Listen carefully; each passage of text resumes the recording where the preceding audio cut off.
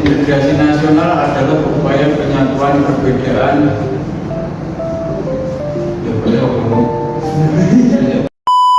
Integrasi nasional adalah upaya penyatuan perbedaan yang ada di Indonesia, termasuk perbedaan agama, suku, ras, dan budaya. Dari dulu, integrasi nasional selalu digaung-gaungkan hingga sampai saat ini. Namun pada faktanya, integrasi nasional masih belum bisa dikatakan berjalan dengan baik. Untuk itu, kami dari kelompok 3 akan berdiskusi tentang integrasi nasional dan lain sebagainya. Saya Ahmad Fatih Arizik dengan NIM 230505241103 ditemani rekan saya Ahmad Hamdan Surya Pribadi dengan NIM 2305524090. Saya Nurlaili Rohma dengan NIM 230505240029 dan rekan saya Muhammad Syakir Nasrullah dengan NIM 230505241105. Dan saya Emre Gilisan dengan NIM 23050524087. Dan satu rekan kami bernama Ari Altof dengan NIM 230505240093 yang tidak bisa hadir di dalam frame karena Ari Altof sedang bertugas sebagai juru kamera. Untuk itu langsung saja kita mulai dari Mas Regi dulu. Mas Regi, ini kan integrasi nasional masih belum bisa dikatakan terwujud dengan baik. Untuk itu apa Mas penyebab dari integrasi nasional ini kok belum bisa terlaksana dengan baik sampai sekarang? Untuk penyebabnya kenapa integrasi di Indonesia masih belum berkembang dengan baik, yaitu salah satunya karena kurangnya toleransi. Seperti yang kita tahu, ketika perayaan Waisak di sosmed itu ada pamflet yang mengingatkan tentang perayaan Waisak tersebut. Dan para netizen tadi menyinyirnya ketika ada seorang bante yang masuk masjid. Pada hakikatnya kalau orang selain Islam masuk masjid itu diperbolehkan. Itu kenapa warga Indonesia masih menyinyir saja. Jadi intinya kurangnya toleransi ya sama warga Indonesia itu. Benar. Jadi masuk yang tadi toleransi perbedaan dalam agama. Kalau menurut Mbak Rahma nih? Kalau menurut saya itu di Indonesia itu ada beberapa yang sudah menerima di beberapa daerah, tapi di satu daerah itu kadang juga masih belum menerima agama lain. Kayak misalnya ambil contoh di Bali, mungkin beberapa warga Bali itu udah welcome gitu ya, kayak sama agama lain, tapi beberapa itu kadang di sosmed saya membaca itu kayak waktu di Cina ada kasus penggusuran masjid, kayak masjid itu tidak diperbolehkan, itu ada yang komen, kapan ya Bali kayak gini, harusnya di Bali tuh masjid itu nggak ada semua gitu. Oh, kalau bisa saya tangkap itu kayak gini ya, kayak mengkambing hitamkan gitu ya? Iya. Oh, seperti itu. Kalau dari Mas Hamdan mungkin ada? Kalau menurut saya, keadaan di Indonesia saat ini tuh masih cukup relatif stabil dengan jumlah suku yang mencapai ratusan dibandingkan dengan negara-negara di luar sana dengan jumlah suku yang tidak sama banyaknya dengan Indonesia. Salah satu contohnya adalah konflik antar suku Arab dan suku Kurdi di sejumlah negara seperti Irak, Suriah, Turki.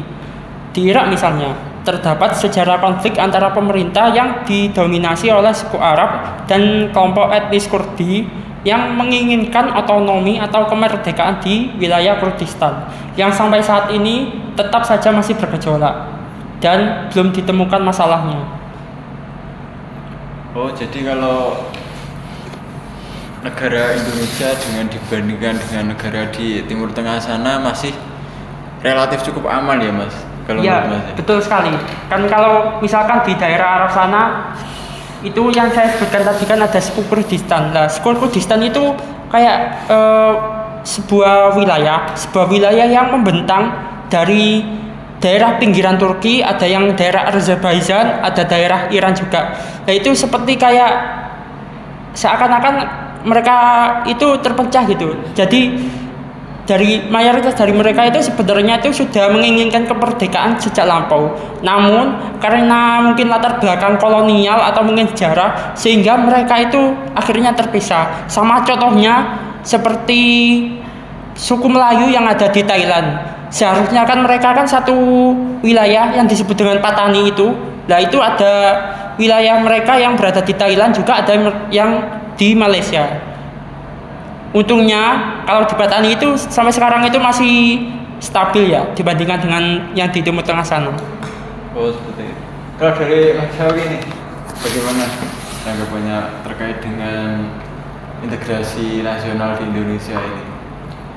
Tanggapan saya dari integrasi nasional tadi yang sudah dijelaskan Mas Regi tadi kan terkait perbedaan toleransi tadi ya. Yang seperti saya ketahui di lingkungan sekitar kita ya Mas ya, pada waktu ini aja yang dekat-dekat ini kan ada tindakan diskriminasi ya Mas. Contohnya seperti yang kemarin ada di FIPA ya, itu kan pada waktu Hari Raya Waisak kemarin sama cuti itu kan tetap masuk dan merayakan praktikum kayak gitu. Itu kan seharusnya kita sebagai warga Indonesia seharusnya kan melakukan libur bersama walaupun kita tidak melakukan hari raya tersebut. Itu menghormati agama yang lainnya yang melakukan Waisak tadi. Contohnya seperti kayak sebagai contoh ya, itu di FIFA itu kan pasti kan ada ya beberapa siswa yang melakukan hari raya Waisak. Itu kan pasti tidak masuk kelas dan tidak mengikuti. Nah, itu sendiri kan kayak jatuhnya kan kayak dikucilkan kayak gitu Mas. Itu nanti akan menjadi masalah besar di fakultas itu sendiri gitu. Oh, seperti itu. Ya, Ada ya seperti itu. Ada Mas, banyak sekali itu Mas.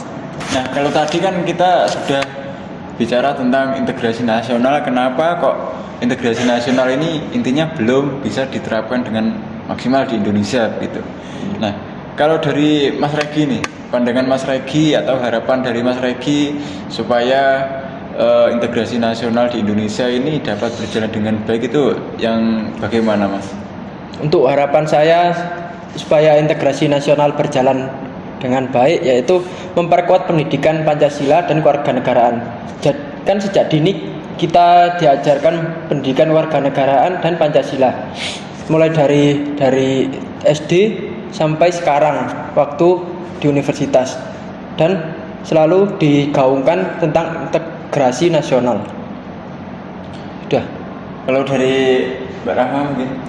Kalau tanggapan saya itu supaya integrasi nasional di Indonesia bisa membaik itu kan bisa dari segi pemerintahnya itu lebih mempertegas. Maksudnya mempertegas ini dari kalau ada pelaku-pelaku kayak penistaan agama, kayak pokoknya pelaku yang kurang toleran menyebabkan kasus toleransi itu menurun, itu dihukum itu lebih berat. Sehingga kalau ada pelaku lain itu dia juga takut gitu loh. Maksudnya nggak semena-mena kayak mentang-mentang hukumannya sedikit dia jadi seenaknya berbuatnya gitu. Oh, jadi kalau saya tangkap seperti penambahan atau pemberatan hukuman itu ya? Iya. Kalau upaya dari pemerintah seperti itu. Kalau dari Mas Syawi nih, harapan apa sih Mas untuk integrasi nasional ke depannya? Oh, untuk harapan dari saya Mas ke depannya ya Mas ya, itu meningkatkan partisipasi masyarakat Mas. Itu dalam pembangunan nasional itu sehingga tercipta rasa memiliki dan tanggung jawab bersama untuk kemajuan bangsa ini Mas. Itu mewujudkan integrasi nasional merupakan tanggung jawab bersama seluruh komponen bangsa, baik pemerintah, masyarakat maupun individu Mas. Jadi semua elemen dari Indonesia itu tercantum. Oh, seperti itu. Kalau dari Mas Hamdan mungkin ada yang ingin ditambahkan? Kalau saya sih setuju ya sama pendapatnya Mbak Rahma tadi, dimana Mbak Rahma tadi intinya berpendapat bahwasanya kalau hukuman bagi para pihak-pihak yang memecah belah bangsa itu ditambah. Tapi selain meningkatkan masa hukuman, penting juga bagi kita juga polisi tentunya sebagai penegak hukum untuk memiliki ketegasan dan kecerdasan dalam memilah individu yang berpotensi menjadi provokator dengan tindakan yang bijaksana dan efisien kita dapat mencegah konflik dan memperkuat persatuan di antara masyarakat. Salah satu caranya juga bagi kita sendiri sebagai masyarakat adalah dengan membina hubungan baik antar mungkin sesama tetangga atau mungkin sama warga-warga sekitar kita. Mungkin apabila kita ingin melakukan sebuah perubahan yang besar, harusnya kita melakukan perubahan dari yang kecil dulu ya Mas, dari kita sendiri. Iya betul sekali. Betul. Itu dia tadi penjelasan dari kelompok kami yang membahas tentang integrasi nasional. Jadi yang perlu kita lakukan sebelum berharap perubahan integrasi nasional secara jangka besar, kita perlu memastikan dulu bahwa perubahan itu terlahir dari kita. Jadi kita perlu melakukan perubahan yang kecil, berikutnya insya Allah akan menjadi perubahan yang besar pada integrasi nasional. Mungkin itu saja yang dapat kelompok kami sampaikan, kurang lebihnya mohon maaf. Dan akhir kata, wassalamualaikum warahmatullahi wabarakatuh. Waalaikumsalam.